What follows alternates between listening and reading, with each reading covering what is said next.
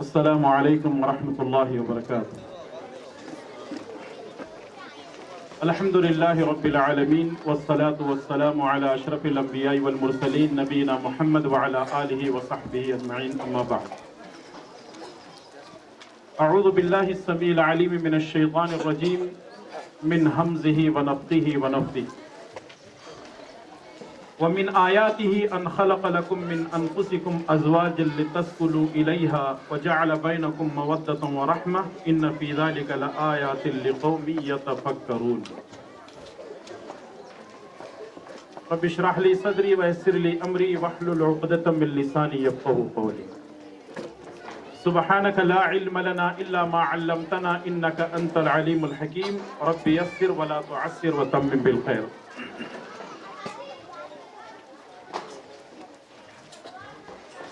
صدر مجلس فضیلت الشیخ حافظ عبدالغفور جامعی حفظہ اللہ، مہمان خصوصی فضیلت الشیخ نور الدین عمری حفظہ اللہ، دیگر علماء کرام، ذمہ داران جماعت و جمعیت اور ذمہ داران نصیحہ انسٹیٹیوٹ، بزرگوں، بھائیوں، پردہ نشین خواتین اسلام، مائیں اور بہنیں، پیارے بچوں اور بچیوں،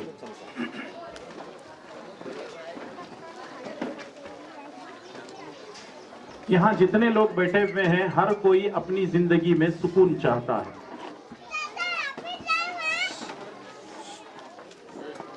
جو غیر شادی شدہ ہے وہ بھی سکون چاہتا ہے،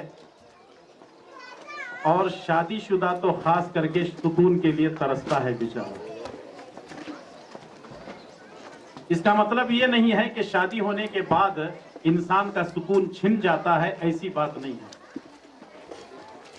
ہمارے معاشرے میں یہ بات مشہور کر دی گئی ہے کہ آدمی کی اگر شادی ہو گئی تو بربادی شروع۔ یہ جملہ ہی غلط ہے۔ یا بھی میں قرآن کی آیت پیش کروں گا تو اس سے بات ثابت ہوتی ہے کہ شادی کرنے سے بربادی نہیں ہوتی، بلکہ آدمی سکون کی طرف جاتا ہے، برائیوں سے بچتا ہے، اطمینان اور سکون کی زندگی گزارتا ہے۔ شرط یہ ہے کہ اللہ اور اس کے رسول صلی اللہ علیہ وسلم کی تعلیمات کے مطابق ہو۔ یہاں جتنے بیٹھے ہوئے ہیں ہر کوئی سکون چاہتا ہے، لیکن سوال یہ ہے کہ سکون کہاں سے ملنے والا ہے؟ سکون کہاں سے ملنے والا ہے؟ کچھ لوگ سکون حاصل کرنے کے لیے شراب پیتے ہیں، کچھ لوگ کلبوں میں جاتے ہیں، کچھ لوگ جوا کھیلتے ہیں، اور بہت سارے لوگ حرام کام کرتے ہیں۔ وہ سکون نہیں پاتے ہیں بلکہ اپنے سکون کو ختم کر لیتے ہیں۔ ذرا یہ ہم قرآن کریم سے پوچھتے ہیں کہ سکون کہاں ہے، سکون کیسے مل سکتا ہے؟ تو قرآن کریم اس کا کیا جواب دیتا ہے؟ قرآن کریم کا پہلا جواب ہے هو الذی جعل لکم اللیل لتسکنوا فیہ والنہار مبصرا۔ اللہ تعالی نے رات کو سکون کی چیز بنائی ہے۔ ذرا غور کیجئے، اللہ تعالی نے فرمایا سکون کہاں ہے؟ رات میں ہے۔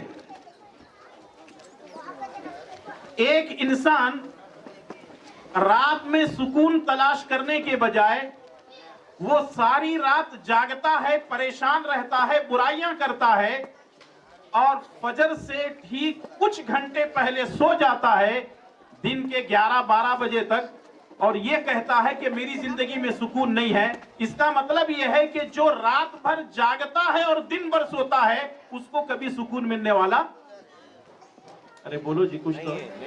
الحمدللہ یہ بات تو سمجھ میں آ رہی ہے، کیوں ہم لوگ سب جاگ رہے ہیں۔ ہماری عادت بن چکی ہے کہ ہم رات بھر جاگ ہی رہے ہیں، اور آپ کو معلوم ہونا چاہیے کہ ایک معنی میں ہم الو بن چکے ہیں۔ الو رات بھر جاگتا ہے، یا چمگاڈر، وہ چوڑی ہے نا، چمڑے کی چوڑی بولتے ہیں ہم لوگ اپنی زبان میں یا دکنی زبان میں، یہ رات بھر شکار کرتی ہے اور دن بھر درختوں سے لٹک کر کے سوئی رہتی ہے۔ اور ہر آدمی یہی کہتا ہے کہ، مولانا ہماری زندگی میں سکون نہیں، ہم بہت پریشان ہیں۔ ہماری زندگی میں بہت سارے مسائل ہیں، پریشانیاں ہیں. یاد رکھیے جب ہم فطرت کے خلاف کام کریں گے، نیچر کے خلاف کام کریں گے، تو پھر ہمارا سکون نہیں رہے گا بلکہ سکون غارت ہو جائے گا. ذرا یہ قرآن کریم کی اس آیت کو لیتے ہیں. اللہ تبارک و تعالی نے فرمایا الا بذکر اللہ تطمئن القلوب. اللہ کے ذکر سے دل مطمئن ہوتا ہے. اللہ کے ذکر سے دل مطمئن ہوتا ہے. اس کا مطلب یہ ہے کہ آدمی جب تک اللہ کے ذکر میں رہے گا اس کی زندگی اطمینان میں رہے گی، سکون میں رہے گی.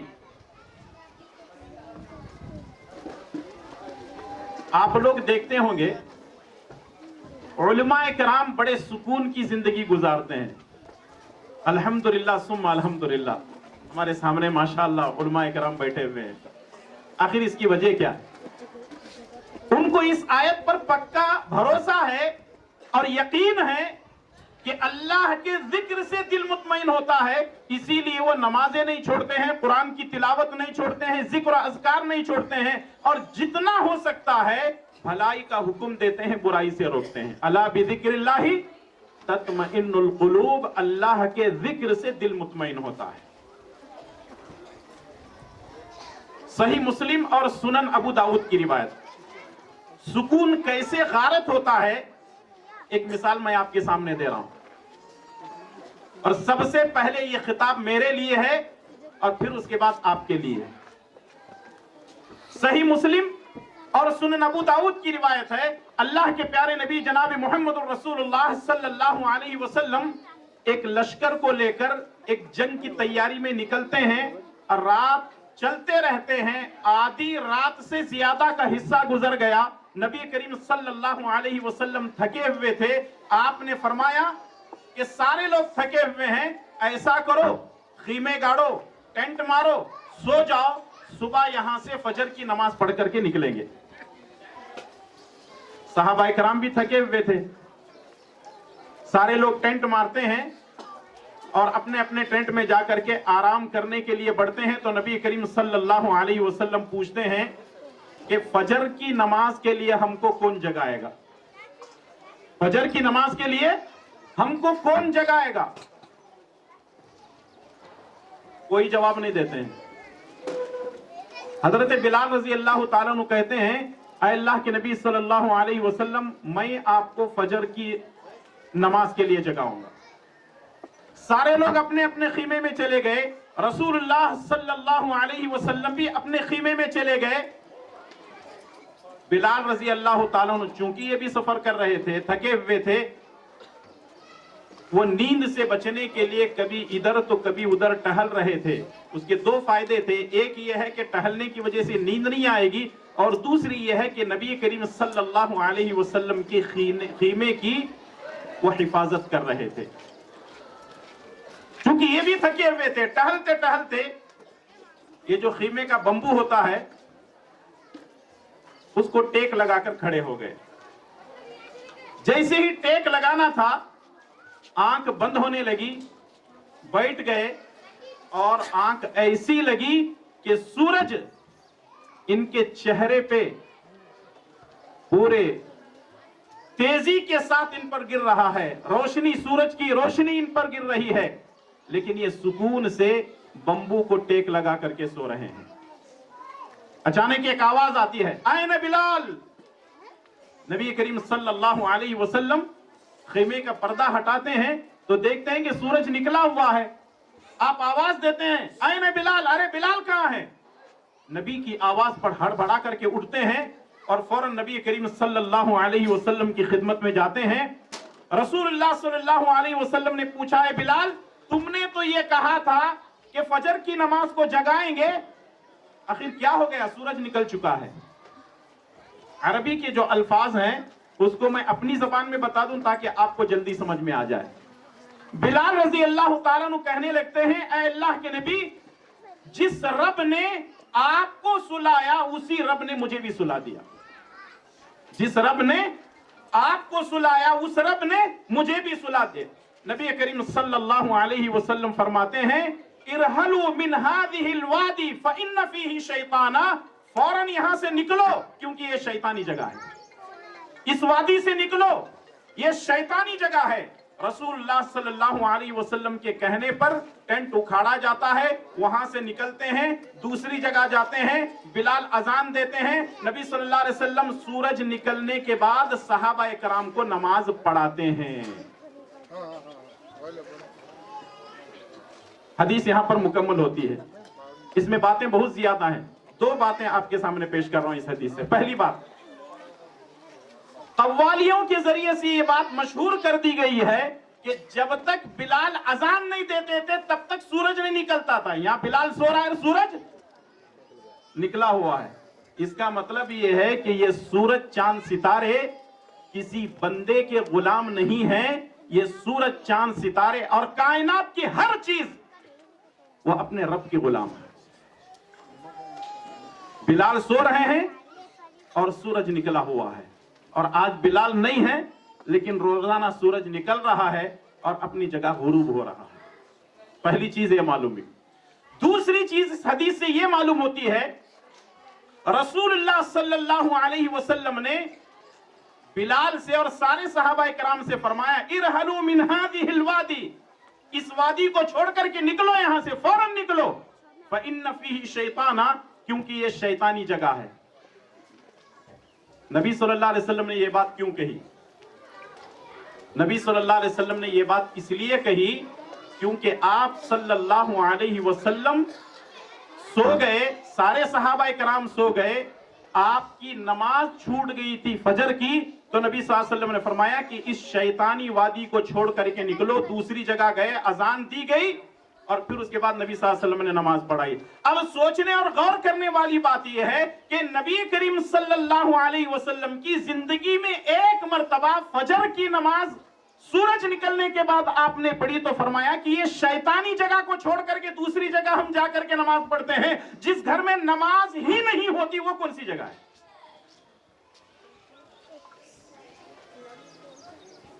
सोचने का मकाम है, गौर करने वाला मकाम है।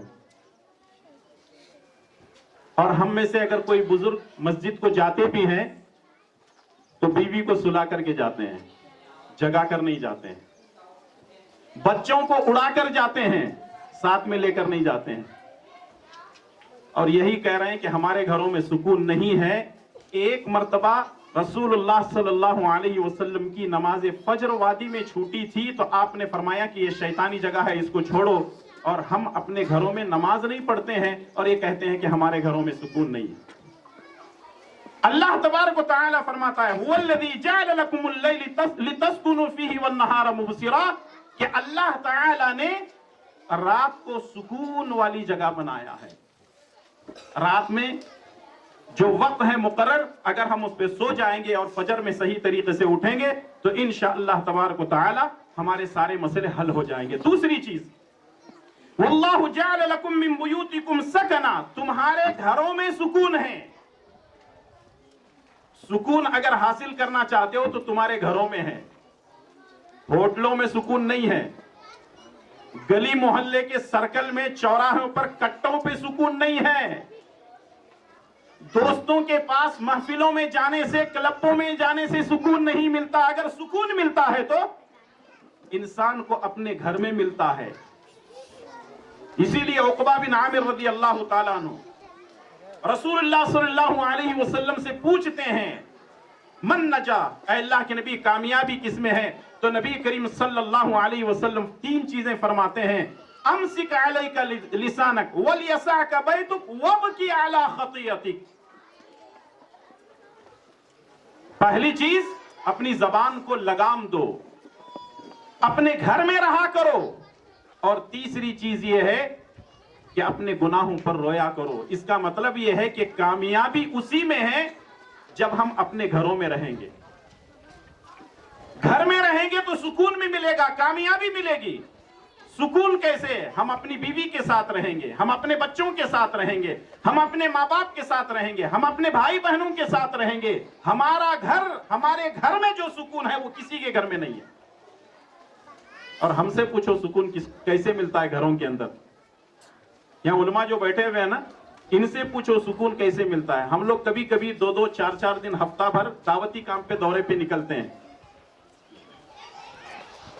जब वापस आते हैं, कभी ट्रेन से, कभी बस से, कभी फ्लाइट से, जैसे ही हमारी बस्ती आती है तो हम खुश हो जाते हैं, हाँ मेरा गांव आ गया।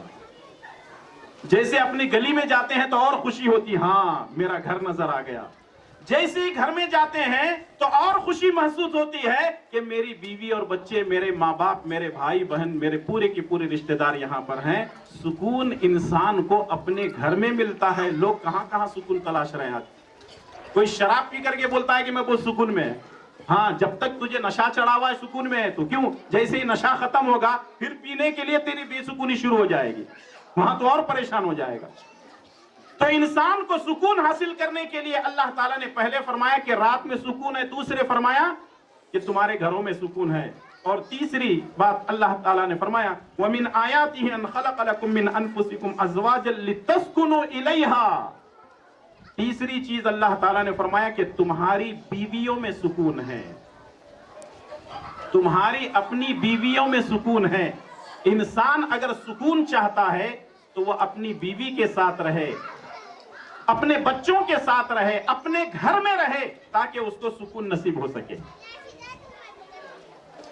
लेकिन आज हम ना अल्लाह का जिक्र कर रहे हैं, न हम अल्लाह को याद कर रहे हैं, न नमाजों की पाबंदी कर रहे हैं, न भलाई का काम कर रहे हैं, न बुराई से रोक रहे हैं, न हम इल्म हासिल कर रहे हैं और न इल्म हासिल करने के जराए तलाश रहे हैं, बल्कि हम ये चाहते हैं कि हमको बैठे बैठे सुकून मिल जाए। रब्बे जुल जलाली वल इकराम की कसम है कि इंसान को बैठे बैठे सुकून नहीं मिल सकता, उसके लिए कुछ न कुछ तो हाथ पैर मारना पड़ेगा। तो इसलिए अपनी जिंदगी में अगर आप सुकून चाहते हैं तो इन चीजों को अपने गिरह में बांध लें ताकि हमको सुकून नसीब हो जाए। मैं अपनी बात को खत्म करने से पहले अल्लाह तबारक व तआला से दुआ करता हूं कि अल्लाह ताला हम तमाम को दुनिया में और कब्र में और आखिरत में सुकून अता फरमा, और हम तमाम को तेरी इबादत करने की तौफीक अता फरमा, आमीन। मेरी बात यहां पर खत्म हो चुकी है। मैं एक ऐलान करने जा रहा हूं। एक ऐसी शख्सियत को मैं दावत देने जा रहा हूं जो कि है तो अकेले, लेकिन अपने आप में वो एक अंजुमन है, जिनका ताल्लुक अंडीगेरी से है और बापूजी विद्या निकेतन के नाम से एक स्कूल भी चलाते हैं। गुज़िश्ता 24 साल से माशाल्लाह ये स्कूल चल रही है, जिसमें मुस्लिम और गैर मुस्लिम सभी तालीम हासिल करते हैं। तकरीबन 700 बच्चे या 700 से ज्यादा बच्चे, पहले तो 1000-1500 तक जो है बच्चे आते थे, लेकिन जो है कोविड के बाद स्ट्रेंथ थोड़ा सा कम हो गया है, लेकिन माशाल्लाह फिर भी 700 कोई मामूली तादाद नहीं है, ये अच्छी खासी तादाद है। इसमें बच्चे और बच्चियां तालीम हासिल कर रहे हैं, और आप जो है जमीयत अहले हदीस अंडीगिरी की सदर भी हैं, और आपका नाम है नूर अहमद धारवाड़, हमारे दरमियान मौजूद हैं। इन पर यह शेर सादिक आता है, मैं अकेला ही चला था जानिबे मंजिल मगर, मैं अकेला ही चला था जानिबे मंजिल मगर, लोग आते गए और कारवां बनता गया। मैं आपसे गुजारिश करता हूं जनाब नूर अहमद साहब धारवाड़ कि वह आए और अपने तासुरात नसीहा इंस्टीट्यूट के लिए पेश करें। जज़ाकुमुल्लाह खैर। अस्सलामु अलैकुम व रहमतुल्लाहि व बरकातुहू।